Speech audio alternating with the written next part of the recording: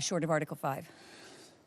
What we have said in Washington, and of course I will not constantly repeat the language, but I think it was significant, the irreversible path to NATO membership. So that means that, yes, in the future NATO will have, as a 32 or 34th member, we will have Ukraine. At the moment it seems that it will be Ukraine as number 33, but maybe somebody else pops in front of him. But Ukraine will be a member of NATO in the future. That is what we decided in Washington. So the question is then about the timeline. What we are doing now with the pledge on track, with what we are doing in Wiesbaden, the command, what we are doing with all the bilateral aid going into Ukraine at the moment, all the efforts being coordinated amongst the allies to work on the reconstruction of Ukraine. The fact that we have now JTEC in Poland, which is working on the interoperability of Ukraine with NATO. This collectively, plus all the national security guarantees bilaterally with Ukraine, they collectively constitute a bridge to NATO membership. So then the question is exactly about the when. I cannot answer that now at this moment, but clearly we are working on all these tracks to make sure that indeed one day there will be a member of NATO. Mr. Secretary General. Morning. What are the points that you're going to focus on this afternoon with Mr. Zelensky regarding the victory plan? Well, first of all, what we always do is update each other. So I want to hear from him where he is at the moment, how he sees things developing on the Eastern Front with Russia. The situation in Kursk, obviously, this is always on our list. I will update him on the decisions being made in NATO, where we are on, as I mentioned, the pledge and NSETU, but also JTEC and all the other initiatives being rolled out at the moment. And again, stress in my conversation with him that he has to be absolutely assured that 32 allies are united in making sure that collectively we will do whatever is needed to make sure that Ukraine can prevail, that Putin will not get his way. Yes, Mr. Secretary General. Morning. Good morning. Good morning. It was a successful visit yesterday of your Prime Minister. I saw that. Yeah. I saw that. You were supposed to discuss strategy on Russia during the meeting these days. And clearly Russia is no longer to be called a partner of NATO. But what is it then? Is it an adversary? Is it an enemy? Is it a competitor? And why does this matter? When I had my first NATO summit in Portugal, we had President Medvedev, who was then president. Then, for political reasons, Putin was prime minister. But then President Medvedev in a meeting with NATO and Russia. Those days are far behind, beyond us. So that will not happen in a near or distant future. I'm convinced. So that brings us to the question how to deal with that particular relationship with Russia. And that is a step-by-step approach. It might come up today. It will probably also be discussed when we have the foreign ministers meeting later this year. And this will probably take us right through to summer next year when we have the NATO summit in The Hague. How do we relate to Russia long term? The short term is clear, making sure that Putin does not get his way in Ukraine. But also for the longer term, there are questions to be answered. And as Secretary General, I don't want to preempt that debate, but it is ongoing. And rightly so, because this is a relationship we really have to carve out for the long term. Okay, over to the gentleman. Good morning. Does NATO have an assessment of how much support Belarus provide to Russia in this war against Ukraine? What kind of assistance it was, and does Belarus continue to provide it? Well, all evidence is that Belarus, that Minsk is supporting Russia in the war effort with infrastructure, with territory, and at a cost for your population, for the Belarusian population. I mean, Belarus clearly is not doing this from a position of strength. And that means that it is hurting the country. It's not helping you. And it is helping and supporting Putin in the war effort against Ukraine.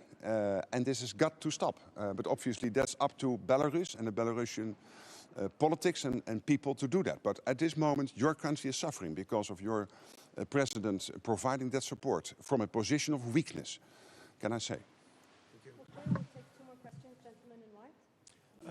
Hello, good morning. Good morning. Aldin Kulic, Radio Sarajevo, Bosnia and Herzegovina. Yesterday you talked about Russia's influence in the Western Balkans, the risks for secessions in Bosnia and Herzegovina, and KFOR's role. What more should we expect ministers to discuss about stability in the region, especially Bosnia and Herzegovina? Yes, today, of course, tomorrow when we meet with the 32. So today will be with our partners in the Pacific. Tonight we have President Zelensky visiting. After that we have a meeting of the NATO-Ukraine Council. But tomorrow we will meet with the 32 and there we will very much focus on all other issues. And there's a long list, including, of course, KFOR. And that means that we have to be aware of the tensions on the Western Balkans. The fact that the Pristina-Belgrade dialogue is not moving ahead as we would love to and want to. The EU-facilitated dialogue, which we support, that we are, of course, worried about the secessionist tensions still trying to steer division within Bosnia and Herzegovina society. So that will be no doubt on the agenda, and to make sure that we do everything in our messaging and our concrete support to support the Western Balkans. And therefore I was particularly very glad with the meeting taking place in Berlin earlier this week under the leadership of Chancellor Scholz of the Western Balkan countries, because I know that Germany is particularly working very hard at bringing that group closer to the EU, closer to NATO for those who are not already in NATO, etc. Okay, thank you. One final question to the gentleman at the back. Can you raise your hand, please? Johan Andersson, Swedish Radio. What about the situation in the Middle East and how does this current situation affects NATO? Well, obviously, I think all of us here, we are extremely worried about what is happening in the Middle East, in Gaza, Israel, of course, in Lebanon at the moment. Israel is fighting on multiple fronts against Iran and its proxies. It's costing a lot of lives, and that human suffering is paining all of us. And I know in my calls and meetings with allies that they are on an hour-to-hour basis trying to navigate that crisis. NATO obviously is not as an organization involved here.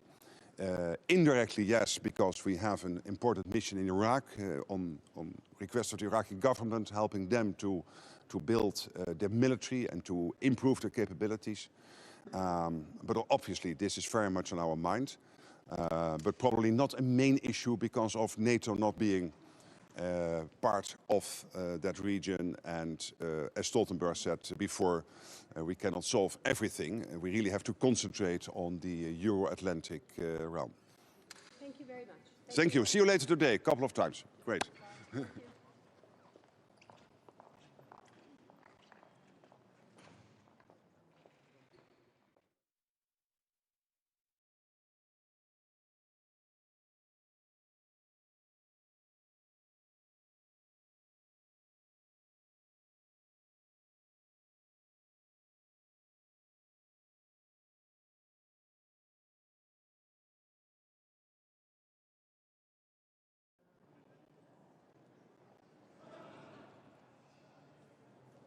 Good morning.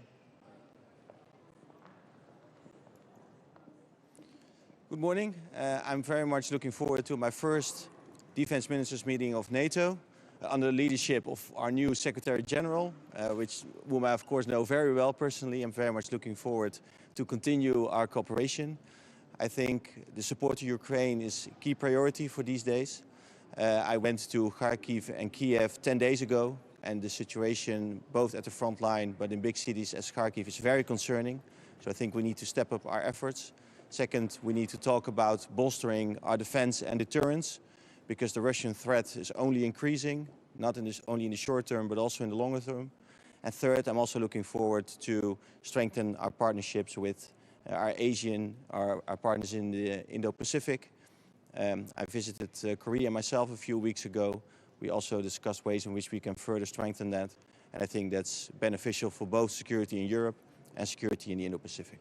Which message do you think this meeting today with the Asia-Pacific partners is going to send to China? I think the message is going to be that we are strong partners and friends, that we share the same values, and that we stand together against any form of aggression.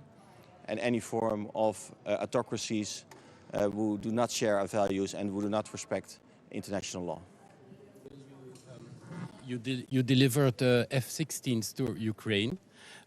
Do you accept that Ukraine uses these planes far or deep inside Russian territory?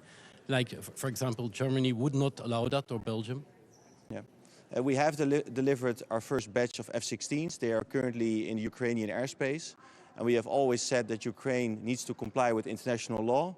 But international law does not contain any restrictions in terms of distance. International law doesn't stop at the border or 100 kilometers away from the border. So we allow Ukraine to use the F-16s for their self-defense. And for the self-defense, it might be needed to intercept missiles or to hit, for example, airfields in Russia, so military targets. And that's also allowed to do that inside Russian territory or in Russian airspace.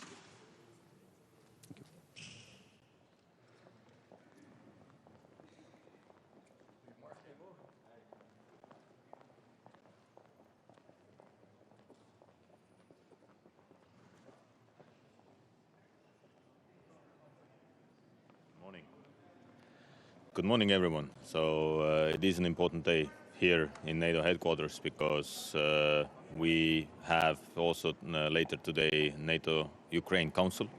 I believe this is the biggest and main topic today because we will discuss, of course, President Zelensky's victory plan. For me, it is good to see that in this victory plan, we see most of these elements, what Estonia has been talking about a long time already. And the main focus of this is that Ukraine will win this war, of course, and territorial integrity, more help, more military support. So I really do hope that this will not be only a plan on the paper, but we will see next steps. We will see what we will do as next. And I really do hope that we will have the opportunity also to discuss with President Zelensky and Defense Minister Umerov all these possibilities, how we can increase and speed up the military support to Ukraine. Secondly, what is important for us from Estonian perspective is that we are signing today a roadmap for next 2 years with United Kingdom, how their footprint will be in Estonia. We know that they have allocated a brigade to Estonia. We know that British troops will increase their presence in Estonia regarding the equipment, regarding the capabilities, and we will inform, of course, and then publish a press release later today. But from bilateral cooperation, this is very important, and it's very, very important that also French troops are part of this this agreement. Thirdly, of course, we start today with the partners. For me personally, it is very important that the partners are on board. The situation in Asia, South China Sea, and in the neighborhood is still quite tense, and we hope to get some more information, and we see how Russia is increasing their cooperation with North Korea and China. And this is why I believe that our cooperation with Japan, with Korea, with Australia and New Zealand is very, very important. So it's a milestone event because we have never had before such an event. And last but not least, fourth topic for me, I'm very happy to announce that Sweden will officially join the IT coalition in support for Ukraine. You know that Estonia and Luxembourg are leading the IT coalition, and this is very, very important that we have more and more countries joining the IT coalition. And now we try to get also more speedy process from NATO headquarters, specifically NSPA, so NATO Procurement Agency. Just to remark regarding the NATO headquarters, we know that the military support mission, NSATU, needs to be also implemented very quickly, and Estonia has done its share. So we have given our person, our officer, to this mission, and we have also fulfilled our obligation. What we said that we will help Ukraine with military support at least with 0.25% from our GDP this year. So these 4 topics. Question. Part of the victory plan from Zelensky is an invitation letter by NATO within the year. Do you think this is realistic? Is this possible? Estonia has always been on the position that the only security guarantee, what is real, is membership of NATO for Ukraine. So we really do hope that, that's what why I said that I really do hope that it will not be only the plan or the paper, that we will see actions and we will see some next steps. And I hope that President Zelensky, when he visited the United States, he discussed also that with the US government, and we will see next steps in next year. All NATO countries are not as eager as Estonia in supporting Ukraine. How would you encourage them to go further? Well, I just suggest them to look at the battlefield situation. Every single day there are people who are dying. Every single day there are mothers who are losing their children. Every single day there are children who are losing their fathers or mothers. And this is the real situation. People are dying every single day. And it is in our hands to say that no, that we are not helping Ukraine to fight this war, but we are helping Ukraine to win this war. So this is the main message, and we all know that Ukraine is also fighting for our values, for our freedoms at the moment in Ukraine against the aggressor, Russia. On the meeting with the AP4, what is the strategy to go forward with China, who has somehow become involved as well in the war in Ukraine by delivering dual-use goods, for example? Well, definitely this is one of the biggest challenges we have, because we clearly see that China is playing on both ends. China is cooperating with Russia in the same or at the same time they don't want to lose the connection to the West, to the United States.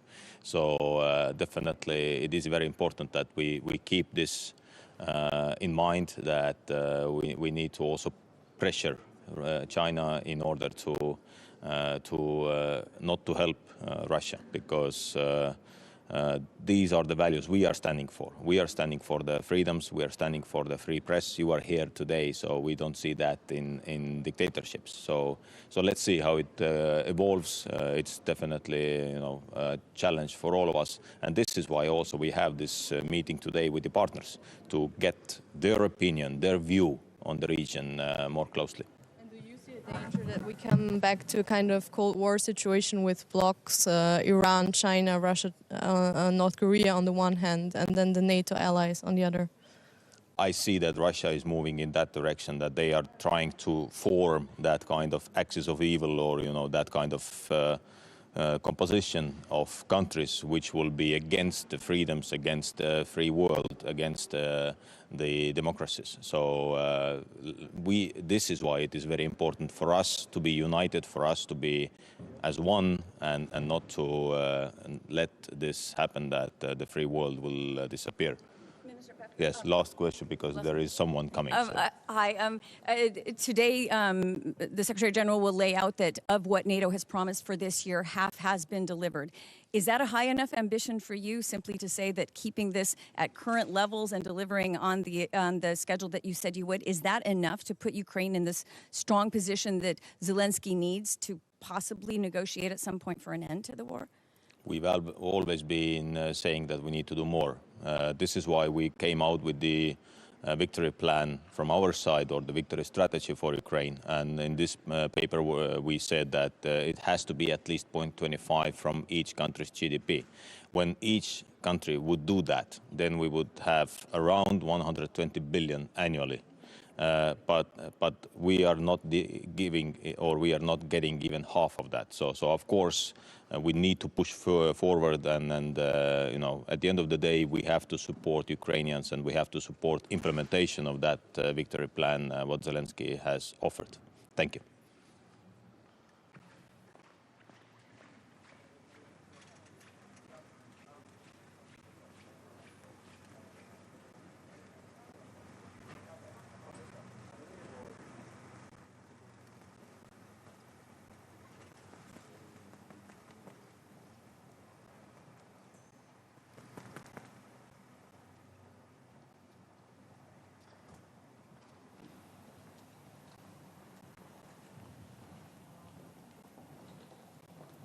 Good morning, everybody. Very nice to be at the NATO Defense Ministerials. We're looking forward, of course, to welcoming the Defense Ministerial. We're going to have an intensive 2 days. Of course, we're going to be talking with the AP4 countries about the Indo-Pacific and the connection to the Euro-Atlantic region. On the Swedish perspective, we think it's very important to intensify the cooperation between our 4 Indo-Pacific partners, both Australia, New Zealand, South Korea, and Japan. Sweden just recently also launched a defense policy strategy for the Indo-Pacific as well. And I traveled extensively in the region. After that, of course, we're looking forward also to the NUC meeting and the meeting with Minister Umerov and possibly President Zelensky. Sweden is a very sizable contributor to Ukraine. We're going to continue supporting Ukraine for as long as it takes. We are right now, of course, doing a lot of transitioning in our support. We are delivering on our 17th support package, but also going to be doing more donations as well. Lastly, let me also say that for the meeting on Friday, Sweden recently proposed a bill to the Swedish Parliament where we announced that we're going to contribute with a reduced battalion to FLF in Latvia. We're going to contribute to NATO air policing and also to NATO standing maritime forces. In addition, just 2 days ago, we launched also a bill to the Swedish Parliament where we are increasing our defense investment. So by next year, we're going to be up at 2.4%, and by 2028, we're going to be at 2.6% of GDP. So I think this will be an important contribution for Sweden wanting to be a security provider within the alliance. Burden sharing, and the US yesterday explained that actually to live up to the deterrence targets of NATO in the upcoming years, the allies would have to step up and possibly contribute 2.5 or 3%, even 3% of GDP. Do you think this is realistic, given that now only 23 allies have even achieved the 2% target? It's a floor, but it's not the ceiling, and it's not nearly enough for the needs that Sweden has, and therefore we're going up to a trajectory of 2.6% by 2028. We, of course, now when we present this defense bill, everything that's in this defense bill will be making sure that we also can have a better capability to live up to the capability targets. The capability targets are demanding and they're ambitious, but they have to be that. A top priority for Sweden is to make sure that the new regional plans that now are being drafted are executable. In the case of Sweden, we focus quite a lot on enablement, meaning focusing on logistics, maintenance, spare parts. Both have the ability to fight tonight, but also to have a stronger resilience into our armed forces. And we identified the numerous lessons, of course, from the battlefield in Ukraine that were also integrated into the Swedish armed forces. Victory plan that Zelensky is presenting, he wants to be invited by NATO for membership within the year. Is this possible? The victory plan, and we take note, we firmly stand behind the conclusions from the Washington summit that Ukraine is on an irreversible track on becoming a full-fledged member of NATO, which is important. Let me also say that we have many things to learn from Ukraine, both when it comes for defense innovation, and they have strong armed forces as well. Zelensky also wants more security guarantees from NATO allies, even short of Article 5. If he walks away from here without additional security guarantees, doesn't that put him in a more insecure position? And what kind of support do you think he can get today? Remains to be seen. As I said, we welcome the plan, and it's going to be discussed tonight, and then we see how the discussions evolve. Of course, membership here and now is not an option because Ukraine is in the case of war. Of course, we as you know, we were an invitee into the alliance, and we had a very close collaboration with NATO as a partner, and we'll be glad to share any experience that we had from that process.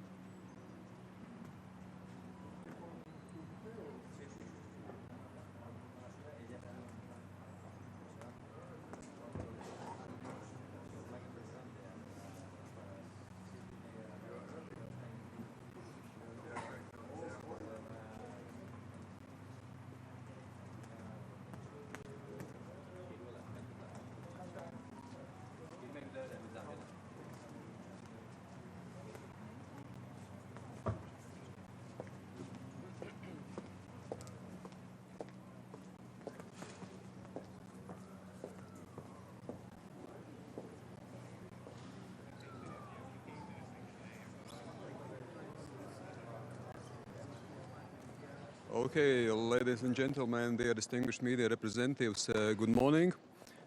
This is an important meeting today and tomorrow as well. Of course, there are important subjects timely to discuss. Also under new leadership of Secretary General Mark Rutte. I am absolutely certain that there will be continuity of the activities, the plans, the ambitions which have been already implemented under the previous Secretary General. And of course, it is important to continuously focus on defense and deterrence of NATO, on implementing regional plans, on, of course, implementing rotational model. It's extremely important for the eastern flank, also for Latvia. Rotational model and protecting our airspace. Of course, it is important continuously to support Ukraine until victory. We underline the importance of Ukraine using all assets, also Western assets, NATO assets provided by NATO members, also to target legitimate targets on Russian territory.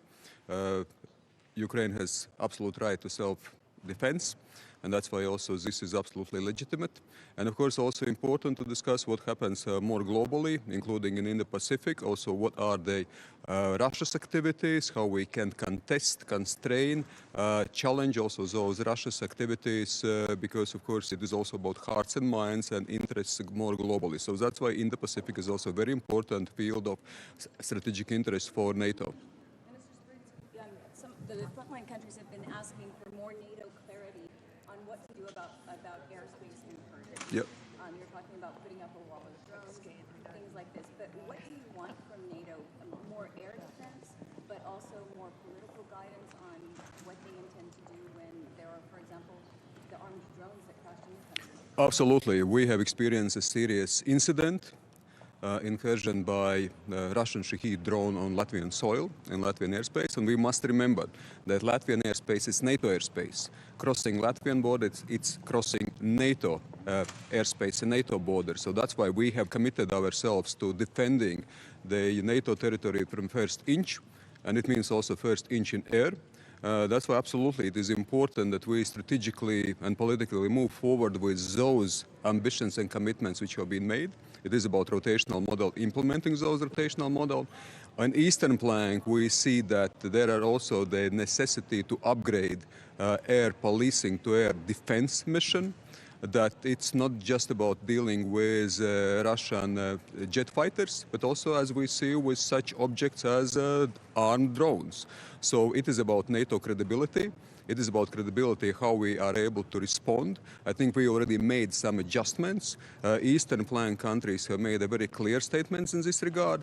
B9, Bucharest 9 meeting was just recently taking place, and also there was underlining importance of dealing together. So it means that we should implement those long-term already ambitions and commitments immediately to react right now, and also to adjust to the new challenges. And drones absolutely are new challenges. Well, it's a new reality, and the war is closer than it seems. But do you want them to be shot down? Do you want NATO to be prepared in NATO airspace with the air mission to shoot them down before they possibly land on a Latvian village? Is that what you're asking for? We believe that, of course, once it crosses NATO border, first of all, it must be detected clearly, and then, of course, it is allowed, the circumstances allows, it should be intercepted, basically being shot down.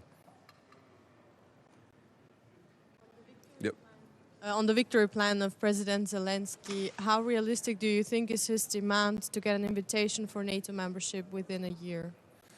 I mean, of course, we will see also the more detailed plan, but we support the victory plan. We believe that Ukraine must have victory against aggressor country. It is for all of us important. It is about the wider repercussions, implications.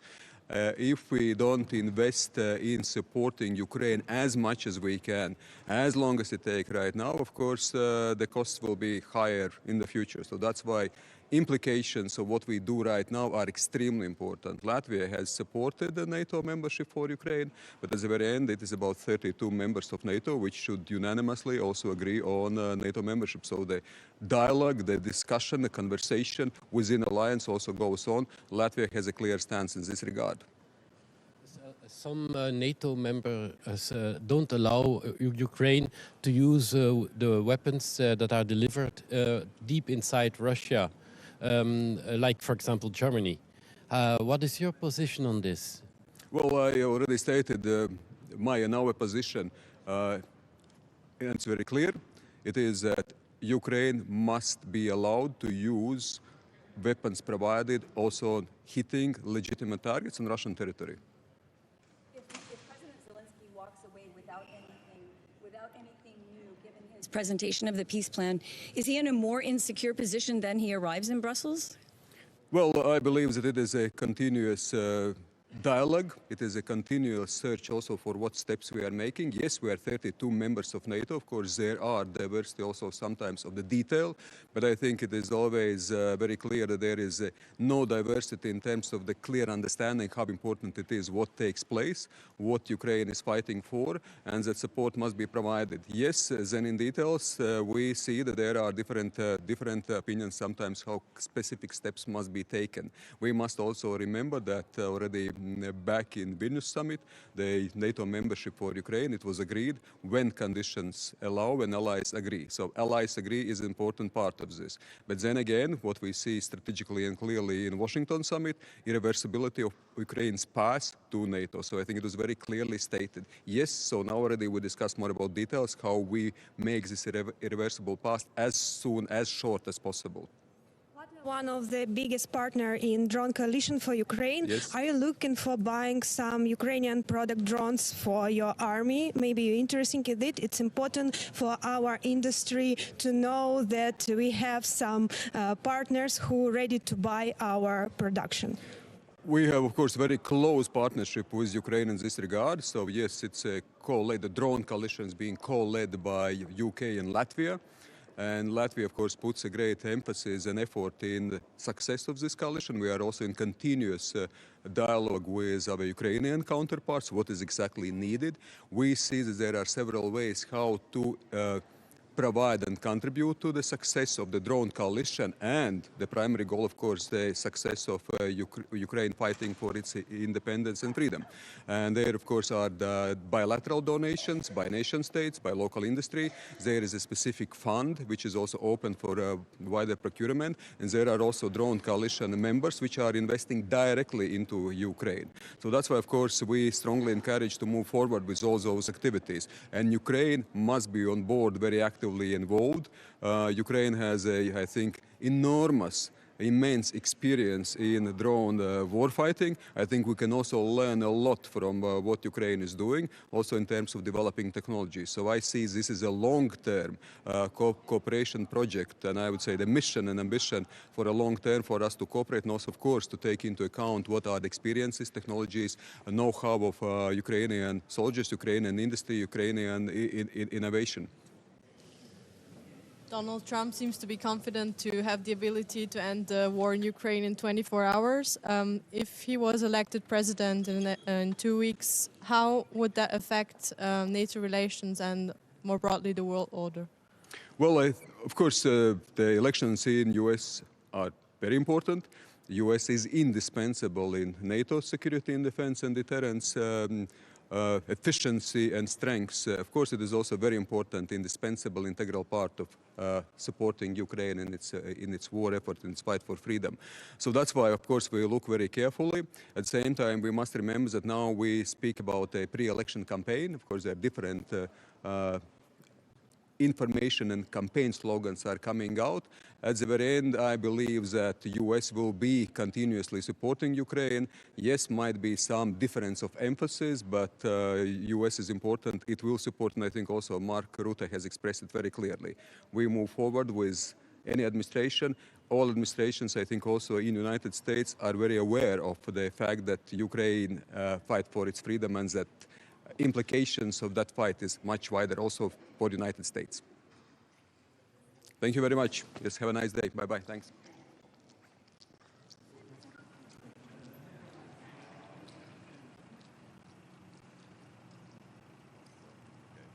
Okay, good morning to you all.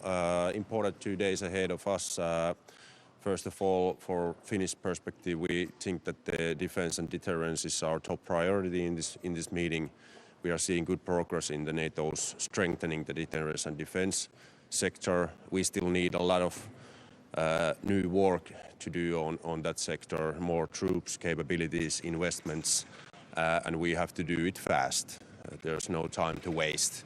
And of course, these days, one top priority is also the Ukrainian support. We need more support to Ukraine, and NATO has to deliver what we have promised also. And that's why we have to also do a lot of work today on that sector. And third pillar is our partners, global partners, EU, for example, and new Commission is in a crucial role to ramp up the defense industry, especially in the European sector, but also in transatlantic sector. So the defense industry is a key element in these partnerships with EU, but also with the Indo-Pacific partners, which are also today here. We are. I just visited 2 weeks ago in Indo-Pacific area, and we see that the deeper cooperation in defense material systems, industry, cyber, space, and critical technologies. There's a lot of potential in future years. Not only with Finland, but we see that all the NATO countries with Indo-Pacific partners can do a closer cooperation in those fields. But thank you. Do you see any room for movement among the allies on President Zelensky's top priorities, giving not just more weapons, but also on this long-standing wish to be invited to NATO? We hear behind the scenes that there is some shift in positions, countries seeming more willing to give at least a stronger signal on this, perhaps by the Hague summit. Do you sense that in your meetings? I think I will see the discussion today and can assess that tomorrow, maybe clearer. If Zelensky leaves Brussels without any new promises, that would be seen by Putin clearly as a kind of that Putin is winning. Can you give some new promises to Zelensky, as on weapons as well as on coming forward with membership? Well, I'm not starting to speculate on that. I think that the NATO countries are quite united and are strong to support Ukraine, but the key problems are now in the defense industry capacity and the pace what we can do to ramp up the defense industry to give more weapons and ammunition to Ukraine. And even though we are seeing that Russia is now benefiting the situation from the Middle East, because there is a war and the United States have to participate in that field in somehow, maybe in a longer stance also. That's why European countries must ramp up the defense industry quite fast. Finland has direct border with Russia. Do you feel enough supported by NATO countries to protect this border also from hybrid attacks? Well, first of all, we are really happy to see the progress, what's going on in the Finnish integration to NATO. First of all, we have strong our own army. That's why we are a little bit in a different position than other countries in the eastern border. But still, we are getting this land command component, and that's going in the right track and in a good pace also. And we are getting this forward land forces concept, and that's also under the negotiations, but still I'm really positive about that progress. And also the points of view about the allied countries, how to secure also the northern parts, the new northern parts of the alliance, Finland, Sweden, and the High North area. We are having a meeting with the High North countries today, and we are discussing this High North agenda today. So that's in a key priority for Finland, but we are really happy to see that all the NATO countries are also seeing that the High North area is valuable and crucial for the whole alliance. What can you tell us about the discussions on the FLF troops during this meeting? What kind of meetings will you have on that, and maybe with Sweden also? Well, we are having bilateral meetings in this meeting, but also in other cases. So in this meeting, we are having these top priority things, the NATO's overall deterrence situation and the Ukrainian support and these. But overall, I'm really positive and optimistic about the FLF project. It's going on the right track. Ukraina tulee tänne pyytämään apua ja kutsua NATOon. Mitä muuta NATOlla on nyt tarjota kuin kannustusta ja puhetta? Hehän eivät voi lähteä täältä pettyneinä. me tiedetään, että Ukraina tarvitsee konkreettista apua ja Suomi on antanut 25 aseapupakettia, 2,3 miljardia euroa arvoltaan ja tulemme jatkaa vahvana tätä tukea. Ja me toivotaan tietysti, että kaikki maat antaa vahvaa konkreettista aseapua ja tukea. Ja Ukrainalla on tiettyjä esityksiä, joita jokainen maa varmasti yhdessä arvioi.